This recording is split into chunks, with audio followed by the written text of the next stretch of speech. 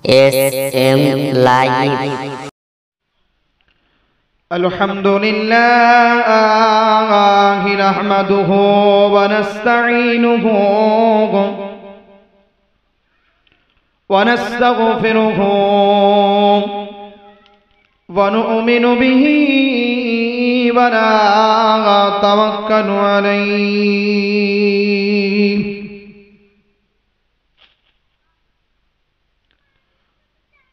ونعوذ بالله من شرور أنفسنا ومن سيئات أعمالنا.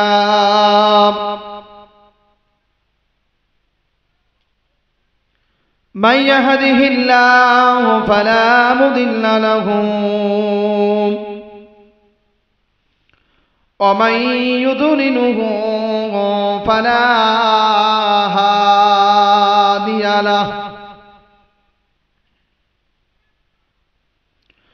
ونشهد أن سيدنا وسندنا ومولانا محمد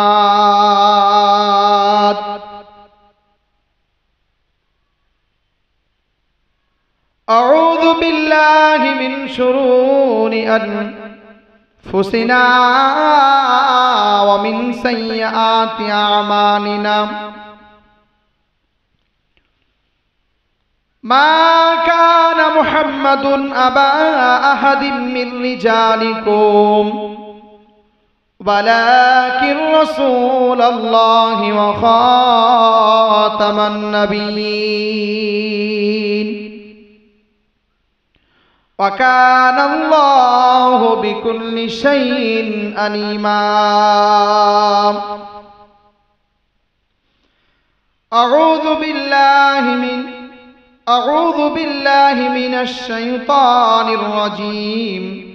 بسم الله الرحمن الرحيم.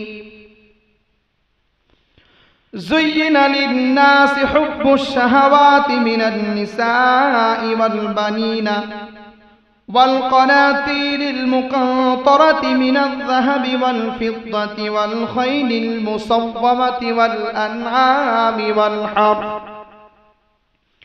صدق الله العلي العظيم. وقال النبي صلى الله عليه وسلم ما تركت بعدي في الناس فتنة أضر على الرجال من النساء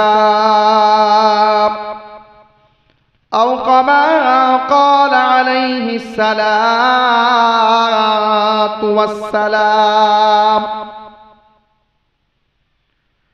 إن الله وملائكته يصلون على النبي يا أيها الذين آمنوا صلوا عليه وسلموا تسليما. درود شريف اللهم صل على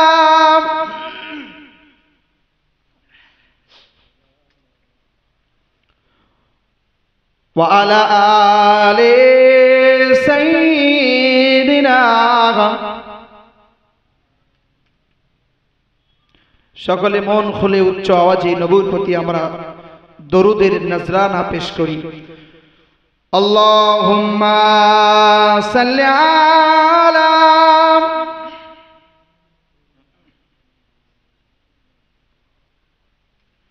ওয়া আলা আলি সাইয়্যিদিনা মাওলানা মুহাম্মদ।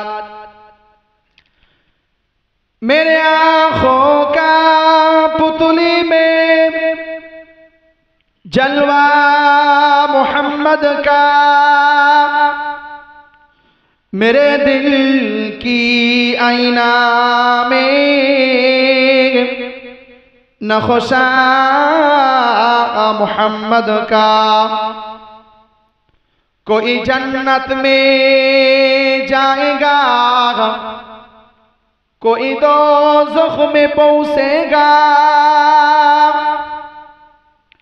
मदीने की तरफ दौड़ा दीवाना मोहम्मद का अल्लाहुम्मा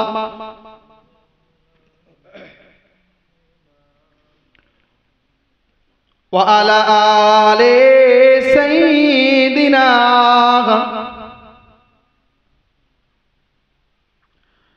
पैगंबर का रोज़ा दिखा दे खुदाया दरे मोदर से मिला दे खुदाया शराबे मोहब्बत पिला दे खुदाया पैगंबरों का रोज़ा दिखा दे खुदाया अल्लाहुम्मा सल्ली अला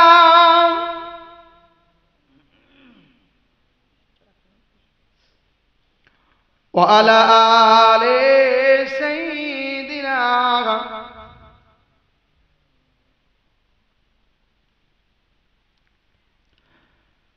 समग्र प्रशंसा महान अल्लाह पाक रब्बुल आलमीनेर जिनी आसमानेर मालिक जमीनेर मालिक जन्नतेर मालिक जहन्नामेर मालिक हायातेर मालिक मौतेर मालिक সেই महान अल्लाह पाक रब्बुल आलमीनेर दरबारे জানাই असंख्य शुक्रिया যিনি আমাকে এবং আপনাকে বা ঈশার নামাজ এই পাক মাহফিলে জান্নাতের বাগানে বসার তৌফিক দিয়েছেন সেই রব্বুল আলামিনের প্রতি শুকরিয়া আদায় করি সকলে অন্তরে অন্তরে স্থল থেকে উচ্চ আওয়াজে বলি আলহামদুলিল্লাহ সাথে সাথে জানাই নবী পাকের প্রতি শত কোটি দরুদ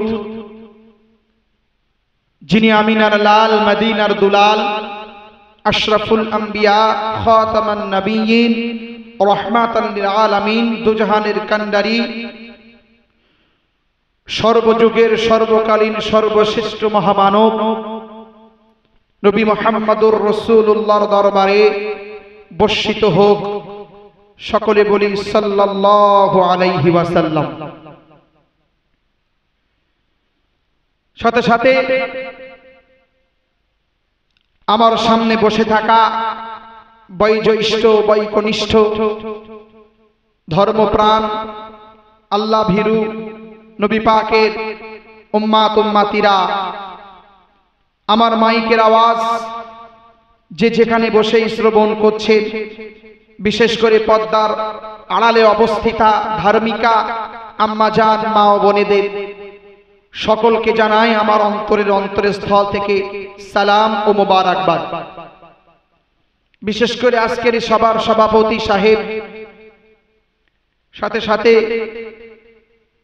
আজকের এই জান্নাতের বাগানে সাজানোর পিছনে যে সমস্ত আমার যুবক ভাইদের মাথার ঘাম পায়ে ফেলা পরিশ্রম করার পরে এত সুন্দর জান্নাতের বাগান সাজিয়েছেন সকলকে আমার অন্তরের অন্তরস্থল থেকে সালাম ও মোবারকবাদ জানিয়ে আজকের এই সভার শুরু লগ্নেই আমি অধম গুনাহগার আল্লাহ পাক রব্বুল আলামিনের দরবারে মোনাজাতের মাধ্যমে আমি মুখতাসার কিছু কথা আলোচনা করতে চাই কারণ যে কোনো কাজ শুরুর পূর্বে মহান আল্লাহ পাক রব্বুল আলামিনের দরবারে ইলাহিতে হাত পেতে তার কাছে চেয়ে তবেই আমাদের যে কাজ শুরু হয় সে কাজ আল্লাহ পাক রব্বুল আলামিনের কাছে অত্যন্ত মনোনীত হয় তাই আমরা কয়েকবার দরুদ শরীফ পড়েছি আমরা কয়েকবার কলেমা শরীফ পড়ব কারণ কবি বলেছেন अगर कोई शख्स ला इलाहा इल्लल्लाह कहते रहे मोहम्मद रसूलुल्लाह ना कहे कुछ नहीं मिलेगा। ला इलाहा इल्लल्लाह के साथ साथ मोहम्मद रसूलुल्लाह कह दो जन्नत मिल जाएगा। जोरे बोलून सुभान अल्लाह। একটু কলেমা জিকির করি লা ইলাহা ইল্লাল্লাহ লা ইলাহা ইল্লাল্লাহ লা ইলাহা ইল্লাল্লাহ মুহাম্মাদুর রাসূলুল্লাহ আমিন আল্লাহুম্মা আমিন। ربنا ظلمنا أنفسنا وإن لم تغفر لنا وترحمنا لنكونن من الخاسرين ربنا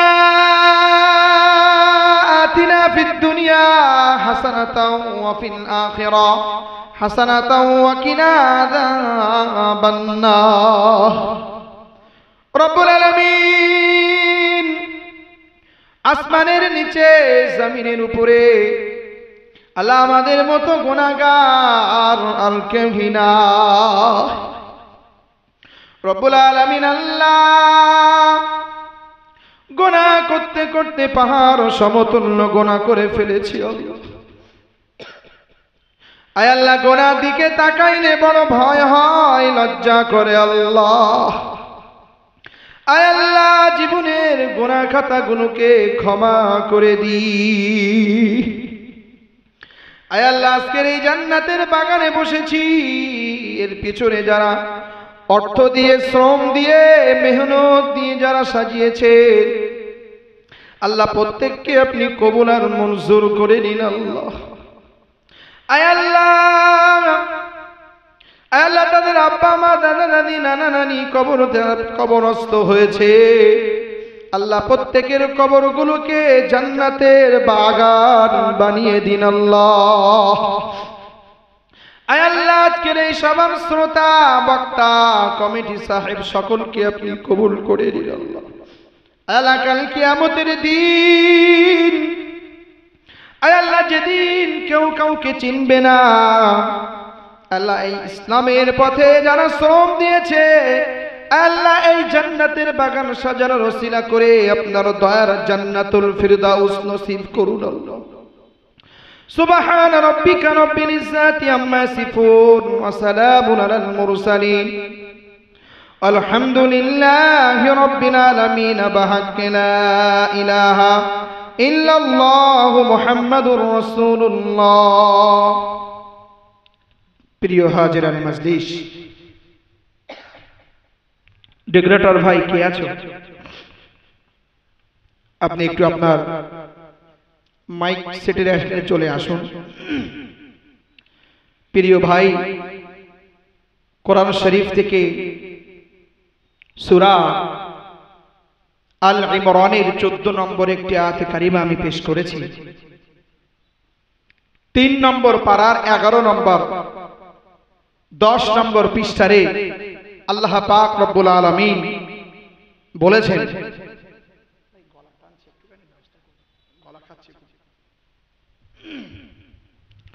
আল্লাহ পাক রব্বুল আলামিন বললেন, দূর থেকে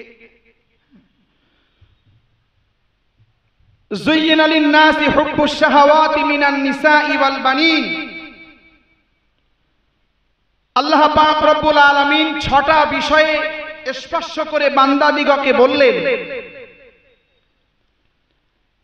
এই পৃথিবীতে মানব রূপে যারা জন্মাবে এই 6টা বিষয় তাদেরকে আকৃষ্ট করবে।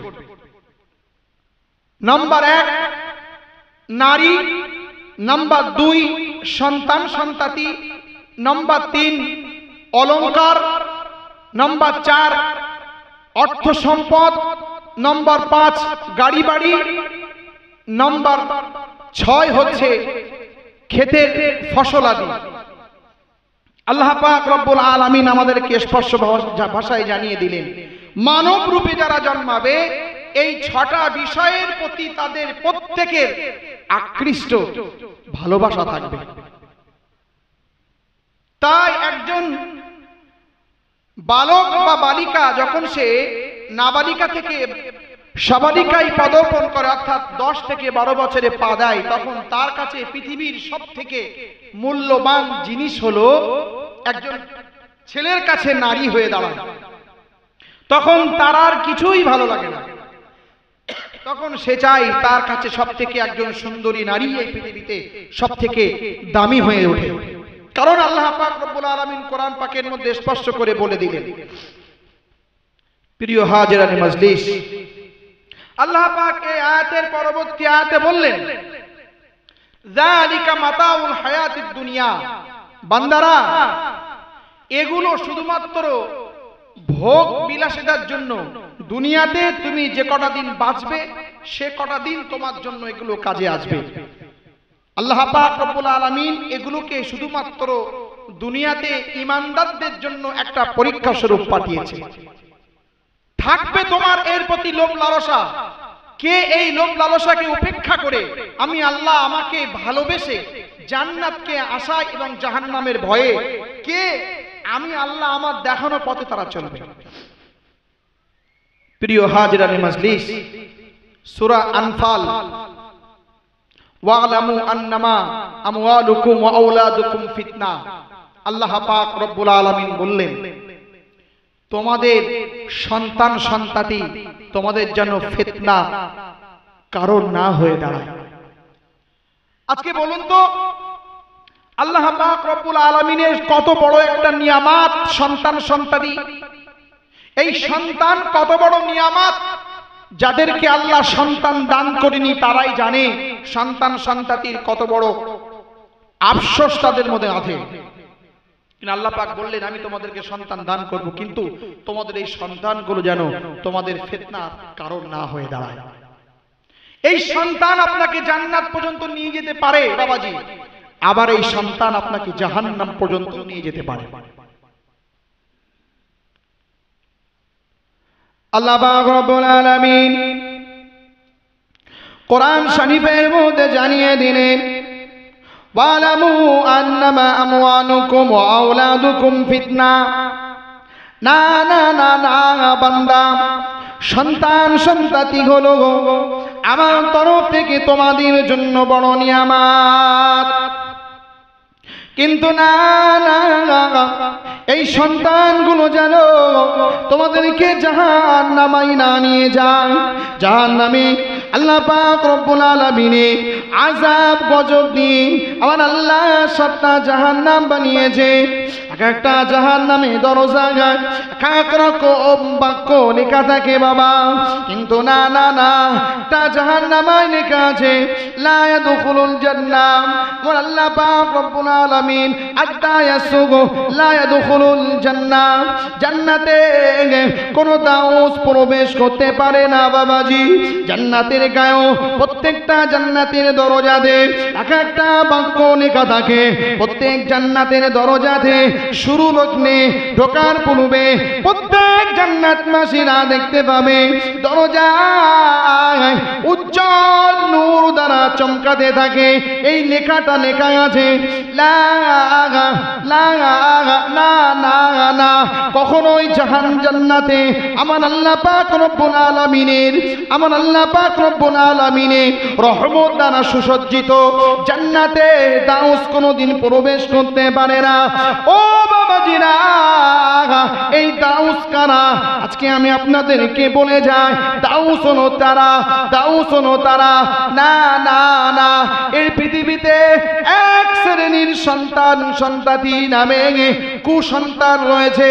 তারা নাকি বেপরদায় চলাফেরা করে, তাদের মাথায় ওড়না থাকে না, তাদের পরনে বস্ত্র থাকে, তাদের পরনে তাদের গায়েতে জামা থাকে। জামা থাকা আর না থাকা উভয়টাই সমান হয়ে যায়। আমার আল্লাহ পাক রব্বুল আলামিন কোরআন শরীফের মধ্যে একাধিক জায়গায় বলেছেন, ও পৃথিবীর নারী জাতিরা, তোমরা পর্দা করো।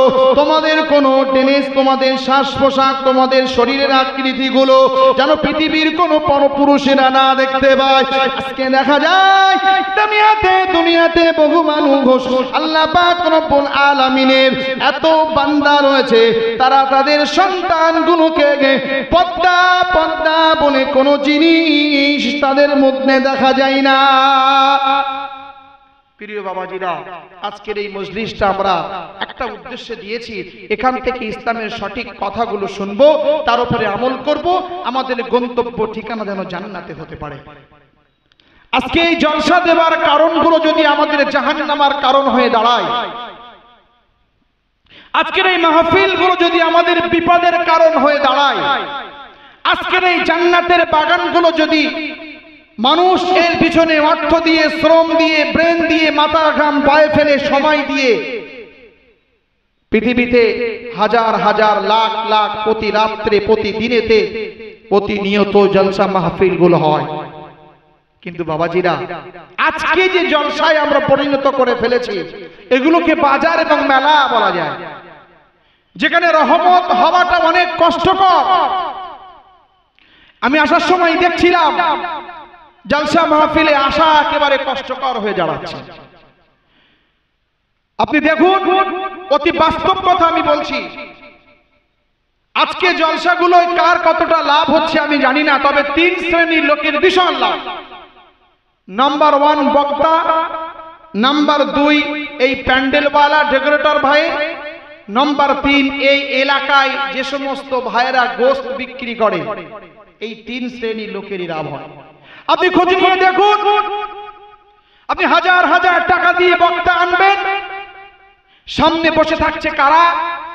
যারাই মসজিদে যায়, যারাই নামাজ পড়ে, যাদের মুখে দাড়ি আছে, যাদের মাথায় টুপি আছে, যারা ইসলামের ভয় করে, যারা আল্লাহকে আল্লাহ বলে মানে, জাহান্নামের ভয় যাদের দিলেতে আছে, জান্নাতের আশা যাদের দিলে আছে, এই সমস্ত গুটি কতক মানুষ যারা পাগল বোঝে না, এরা এসে বসে থাকে।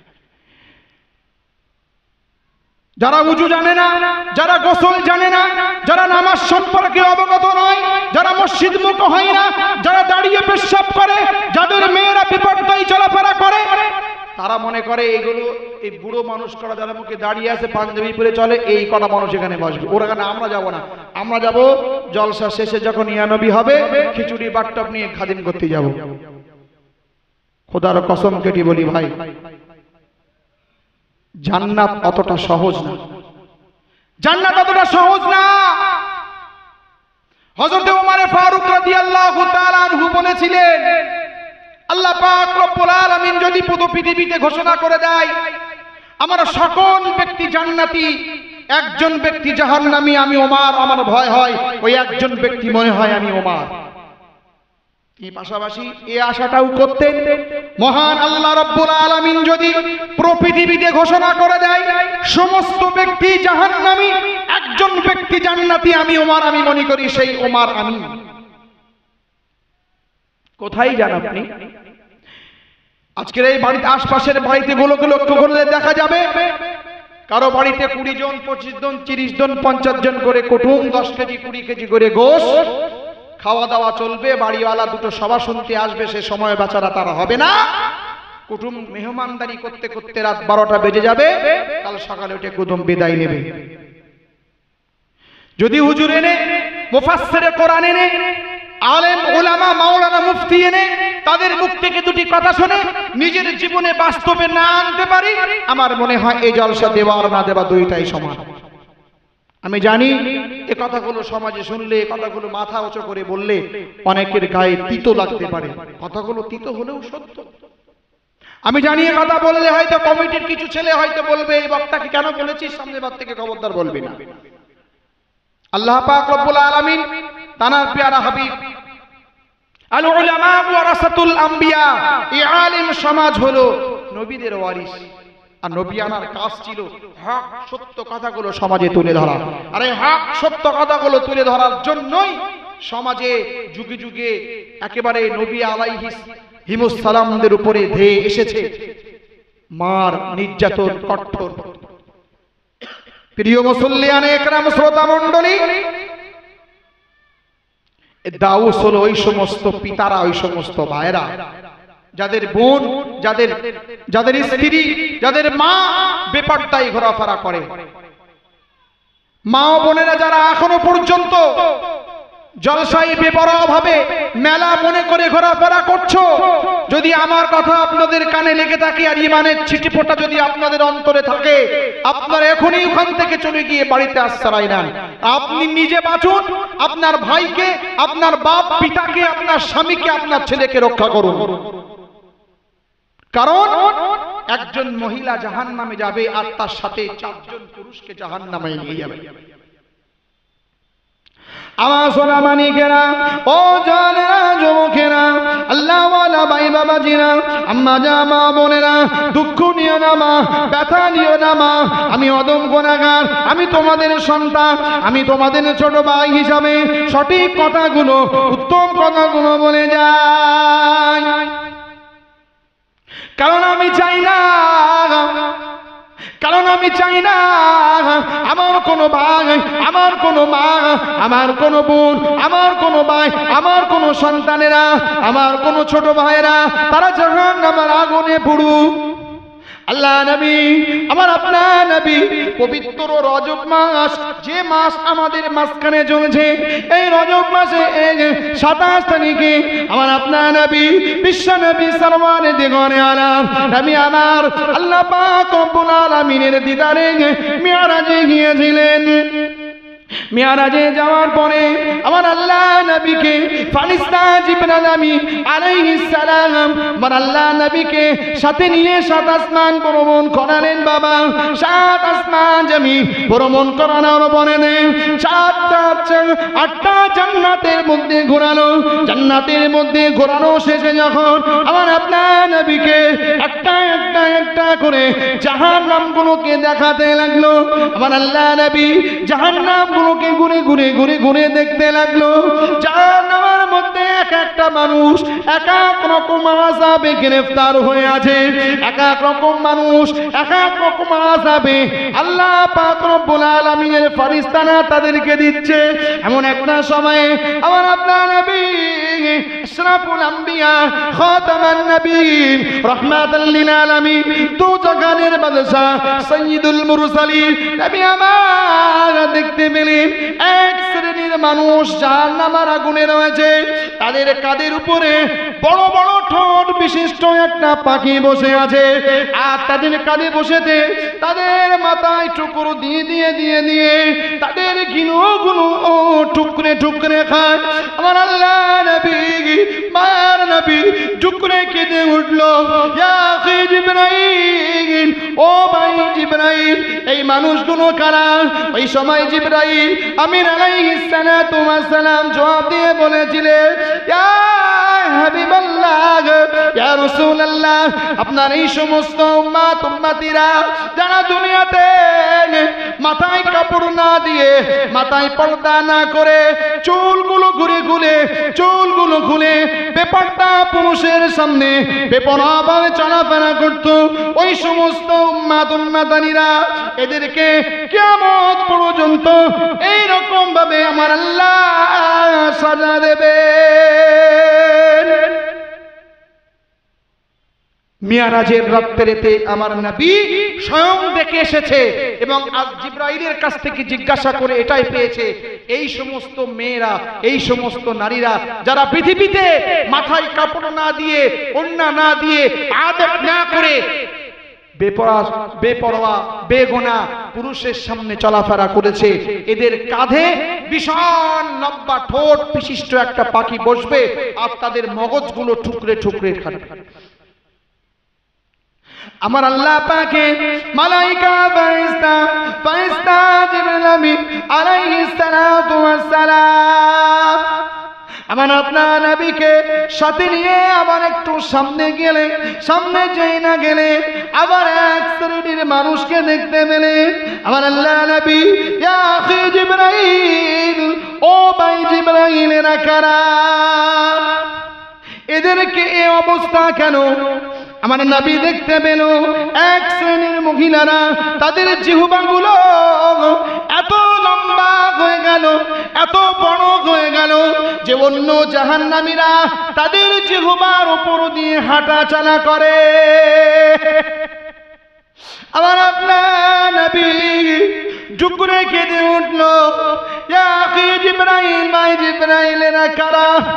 ভাই আজরাইল, ও ভাই জিবরাইল, আমার আল্লাহ পাকের মালাইকার ফেরেশতা জবাব দিয়ে বললেন, ইয়া রাসূলুল্লাহ, ইয়া হাবিবাল্লাহ, এরা হলো আপনার ওই সমস্ত উম্মাত উম্মতি, যে সমস্ত মহিলারা যাদের গলার আওয়াজ বেগানা পুরুষেরা শুনতে পেয়েছে, এদের জিভ টেনে টেনে টেনে টেনে আমার আল্লাহ এতটা লম্বা করে দিয়েছে যে অন্য জাহান্নামীরা এদের জিহ্বার উপর দিয়ে হাঁটাচলা করবে।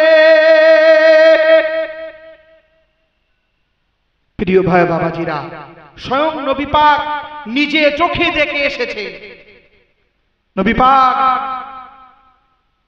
পৃথিবীতে এসে একটাই কথা বলেছিল, আমি জাহান্নামের মধ্যে সবথেকে বেশি যাদেরকে দেখেছি তারা হলো মহিলা, মহিলা মেয়েরা বেশি বেশি জাহান্নামী। কিন্তু হাদিসে এসেছে, আমরা একাধিক কিতাব হাদিস কোরআন পড়ে যা পেয়েছি, মেয়েদেরকে জান্নাতে যাওয়া সহজ, মেয়েদের জান্নাতে যাওয়া সহজ, আর এই মেয়েরাই বেশি বেশি জাহান্নামী।